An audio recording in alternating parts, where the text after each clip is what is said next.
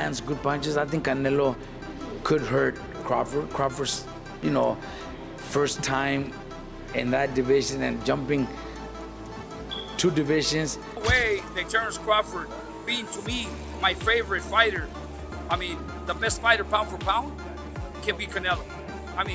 A 147-pounder moving up to 68. Floyd Mayweather explains why he believes Terence Crawford will never beat Canelo Álvarez, pointing to the massive weight disadvantage. Mayweather stresses that moving up multiple divisions isn't just about skill, it's about being able to handle the size, power, and stamina of naturally bigger fighters at the elite level. He notes that Canelo has faced larger opponents throughout his career, while Crawford is entering uncharted territory. Mayweather believes this physical gap will be too much for Crawford to overcome, no matter how technically brilliant he is. "I can't just go all the way up to 180 or 190 pounds, Mayweather says, underscoring the difficulty of such a move. Because of the weight disadvantage.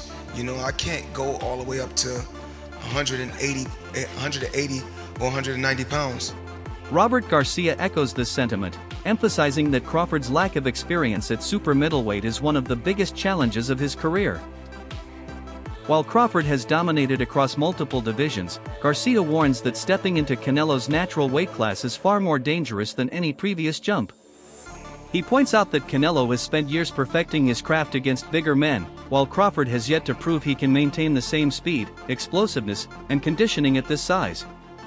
According to Garcia, Crawford's body hasn't fully adapted to the extra weight, making him look slightly less sharp and fluid, a critical factor when facing a battle-tested champion like Canelo. Jumping 2 divisions where he only had 1 fight at 154 and didn't look his best either. So there's a lot of questions, about that. And that's why a lot of people think Canelo is going to knock out Crawford, but I'm probably one of the only ones that I do give Crawford a chance. Yeah. I think Crawford could pull it off. Crawford is very talented. He's very fast. He's very smart in the ring. So I think a perfect fight, Crawford could pull off a decision. Mm-hmm. Okay. I think he could win a decision. I don't pick him. I wouldn't put my money on him winning because it's a very dangerous, risky fight, especially with Canelo being so strong. But Canelo's last few performances, he's looked slow, flat-footed, looking for 1 punch at a time. And if that's the Canelo that fights Crawford, Crawford could win a decision. Crawford could outbox him, could outsmart him, could land 3-4 punch combinations and move and win a decision. So do I give Crawford a chance? 100% think Crawford could pull it off. Would I put my money on it? Probably not, but I do give him a chance. Yeah, good stuff. Look, Robert, I appreciate you taking time to speak to me. I appreciate you letting me in the gym today. Always a pleasure. And hopefully be catching up sometime soon. Thanks appreciate for coming. it. Thank you very much. Analysts highlight the monumental stakes of Crawford versus Canelo. They argue that if Crawford overcomes Canelo's size and power, his legacy will skyrocket, potentially putting him alongside Floyd Mayweather in the all-time great conversation. Beating a fighter of Canelo's stature would cement Crawford as the best pound-for-pound boxer of his generation, silencing any lingering doubts about his resume. However, they caution that such a victory would not surpass Mayweather's legacy. Instead, it would put Crawford just behind Floyd, whose undefeated record and dominance across multiple eras remain unmatched. Still, the opportunity to reach that rarefied air makes this fight a truly historic moment for boxing. Time undisputed is insane. If you were to beat Canelo, Terence Crawford, at that point, pound for pound,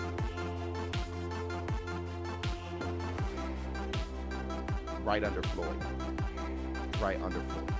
Wherever you got Floyd, I put whatever you got him, Terence Crawford's right behind him. Unless you got him first. Okay, how about me? Because I don't have Floyd in my top 10. I have Pacquiao over Floyd.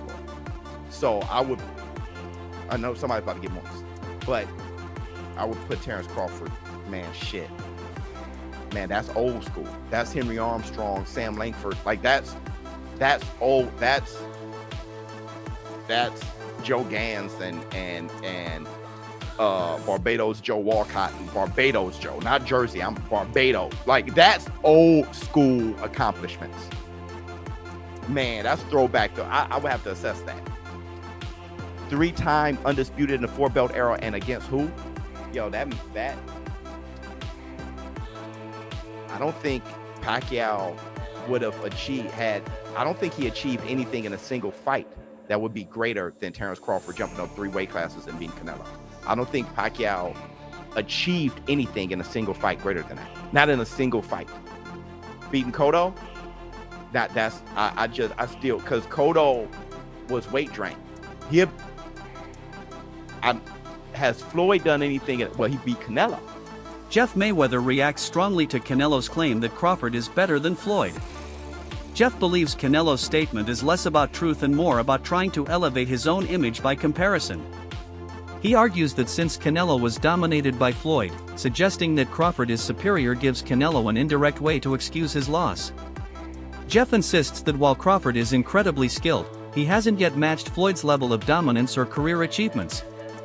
For Jeff, Floyd's undefeated record and consistent dismantling of elite opponents speak for themselves, and no fair comparison can be made until Crawford accomplishes much more. We remember, Canelo that time was a razor-thin decision. Floyd won, majority decision. C.J. Ross had it with what a lot of people had as a draw, and then the other 2 judges scored it for Floyd, of course. And that was a Floyd at the top of his game with a very green Canelo with very little experience, and he still took him, into deep waters. So yeah, what was Canelo? What, 20-something? 23, 25? Yeah, he was. Very, very young in the game, obviously. Yeah, very young. He had more fights than Floyd, and he lost. Yeah, but man that was 30-something years old, 36. But Floyd was clearly at the top of his career, and Canelo had fought a lot of people, but How you at the top of your career in your prime? You in your prime when you were 36. That's not your prime. Did he lose? I mean, your prime is in your 20s. It's different for different people. Yeah, okay. Yeah, for sure. And that's why Canelo is saying what he's saying. To make himself look like he did something great. Joel Diaz completely dismisses Crawford's chances, pointing to the overwhelming size gap. He reminds fans that Canelo has gone toe-to-toe with heavy hitters known for both power and durability. If Canelo could absorb punches from someone like Gennady Golovkin, Diaz questions how Crawford, who has mostly fought men closer to his own size, can deliver enough damage to trouble him. Diaz warns that fighters often underestimate the toll of moving up in weight until they feel the power of naturally bigger opponents. In this case, he believes Canelo's strength and resilience form an obstacle Crawford simply cannot overcome. Ask him who Skull is, they don't even know who he is. I don't even know who he is. But they chose him for a reason, right? A guy with a good record. But he's a champion in the champion. He's got the other stone that's out there that Canelo needs to connect. Again, the fight against Terence Crawford. It's a fight for Canelo to win. Simple as that. That's what I can tell you. Then in September, if Canelo wins, he's got Terence Crawford waiting in the wings. There is no way that Terence Crawford, being to me my favorite fighter, the best fighter pound for pound, can beat Canelo. A 147-pounder moving up to 68, he can only maybe go 2-3 rounds, and then Canelo hits him and he hurts him. Canelo's being hit by Triple G, the hardest hitter in the division, and never hurt him. But Canelo will hit Crawford and he'll hurt him. Let's put it this way. You remember the fight Benavidez and Demetrius Andrade? Yes. Demetrius Andrade was a great fighter. Nobody wanted to fight him at 54. He moved to 60. Fought 1 or 2. Nobody wanted to fight him at 60. So what did he do? He moved up to 68 because there was nothing for him to fight Benavidez, a big fighter like that. Look what he did in the first early round. Demetrius Andrade was in control, he was doing great, but once that weight starts kicking in, it takes over. There is no way that Crawford can beat Canelo. Turkey on the sheet, it's a big fan of Terence Crawford. He wants to give him a good payday, and simple as that, that's all it is, man. Debate around the ring size adds another layer of intrigue. Whether the fight happens in an 18-foot or 22-foot ring, experts argue that the difference won't drastically impact the outcome. Crawford's supporters say a bigger ring would help him use his footwork and angles to evade Canelo's pressure, but analysts note that Canelo has fought in both small and large rings and adjusted effectively each time. While a larger ring might slightly favor Crawford, they believe the fight will ultimately be decided by execution and power, not dimensions. The biggest things in this Canelo-Crawford fight we are not talking about is the ring size. If these guys are fighting in the non-traditional 18 by 18 ring, you're gonna want to put your money on Canelo, guys. It is a big difference. Losing out on that extra 4 feet is gonna be an issue for Crawford. It's still possible. Crawford's talented, he's athletic, he has all the potential in the world to pull off a crazy upset here. No matter the ring size, it don't matter. Terence Crawford's that brilliant, he's that excellent. But I'm gonna tell you, man, losing out on that 4 feet is gonna hurt his odds. It's the same thing with 22 feet. Like I said, I don't know what ring they're going with, but if it is in the 22 feet, it's gonna hurt Canelo's odds by a pretty decent margin. Maybe not as much as it's gonna hurt Crawford odds in the 18, but it's still gonna hurt it. You're giving Crawford an extra 4 feet to pivot, maneuver, slip, bob, weave, do whatever he wants. That's gonna give Canelo some issues. I feel like we're not talking about this enough. I heard Turkey said it was gonna be an 18. That was a really long time ago. Like I said, I don't know if they've confirmed what it's gonna be quite yet, but I think it's interesting. Once we get the official announcement, you guys, that's when you place your bet. Crawford's dominant win over Errol Spence has fueled confidence among his fans, showcasing his timing, adaptability, and killer instinct at welterweight. However, analysts caution that Spence was not a naturally bigger man like Canelo. They highlight fighters such as Israel Madrimov as the type of physically imposing opponents Crawford hasn't faced yet. Meanwhile, Canelo has already proven himself against larger men, often giving up size and still competing at the highest level. The concern remains whether Crawford's brilliance at welterweight can translate against a naturally strong super middleweight like Canelo. Hey y'all, the simple real fact is, Terence Crawford never looked that good fighting anybody but Errol Spence. Another real fact is, y'all put too much on Errol Spence versus Terence Crawford. Y'all act like he just beat fucking Jesus or Thanos or something. Okay, I get it. Errol Spence was that guy. He beat him. He dominated him. He won that fight. But y'all take that and y'all put so much on that fight, but then y'all look at the Madrimov fight and say, he was a tricky fighter. He's hard for anybody. No one can beat Madrimov. He's the second best fighter in the world because he went 12 rounds with Crawford. Not the case. Y'all put too much on the Errol Spence fight and y'all don't put enough on the Madrimov fight. Then we go back to Canelo. Y'all say Canelo, he don't stop nobody. When the last time he knocked nobody? If he can't knock out Berlanga, he's not gonna knock out. If he can't knock out him, he's not gonna knock out Crawford, bruh. Just like Crawford went up to 54 and he couldn't get a knockout, Canelo has gone up to 75. He couldn't knock out Bivol. He went up to 68. And those guys are way bigger. He's fighting guys way bigger than him. Crawford couldn't knock out Madrimov because he's his size.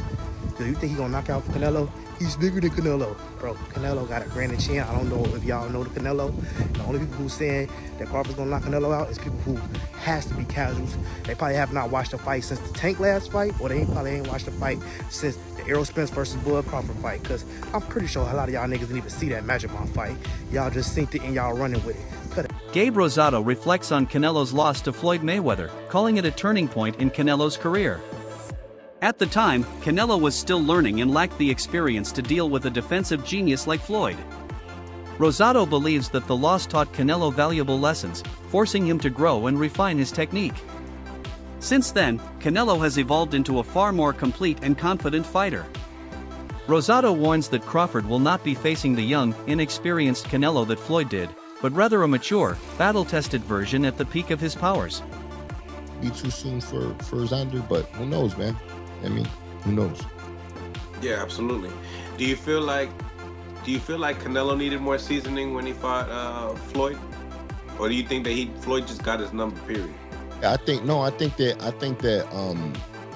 he was very inexperienced when he fought Floyd. You know, he's a different fighter, but see, everybody's different.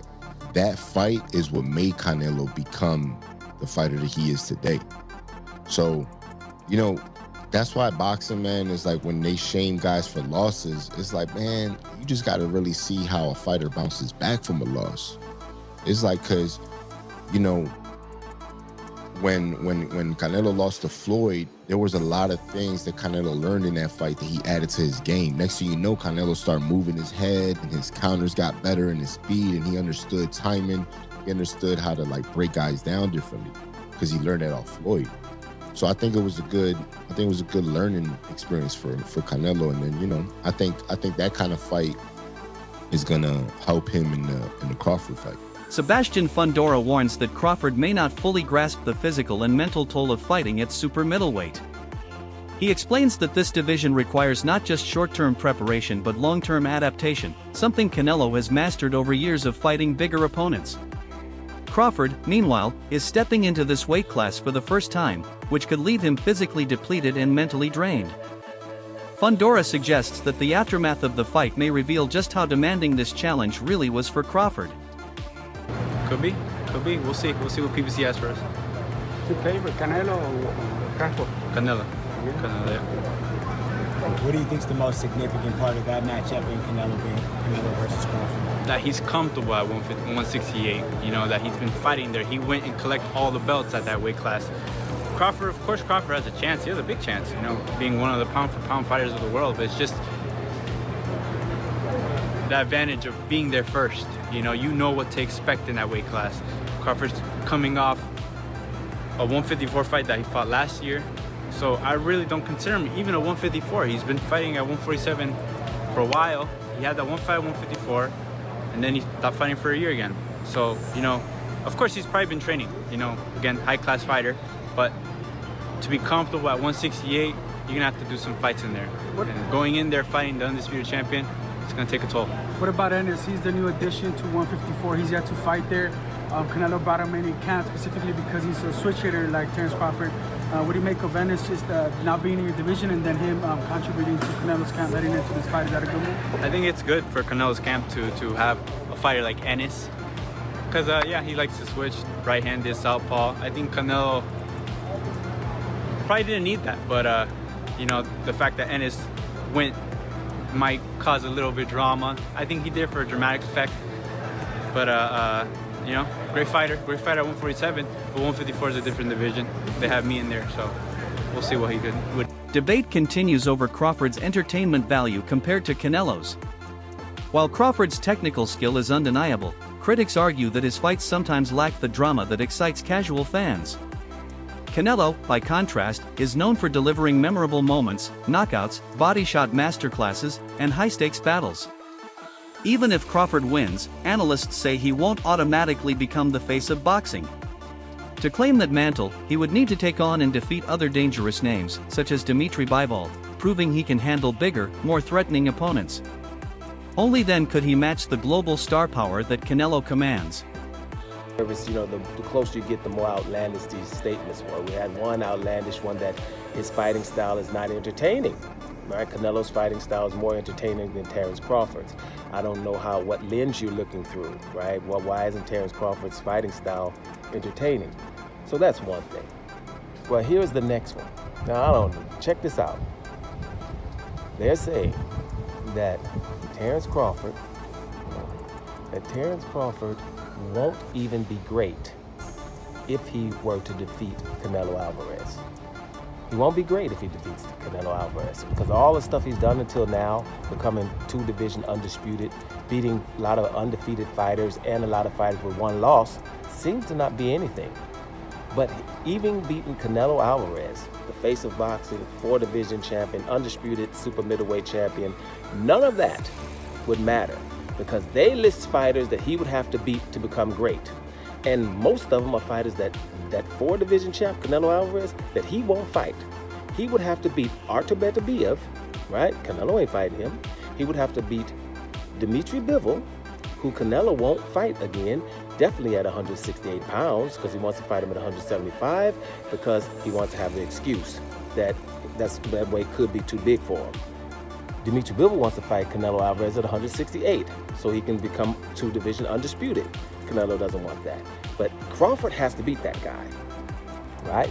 Crawford has to beat David Benavidez as well, right? We know Canelo doesn't want to fight him, but Crawford has to beat him to become great, right?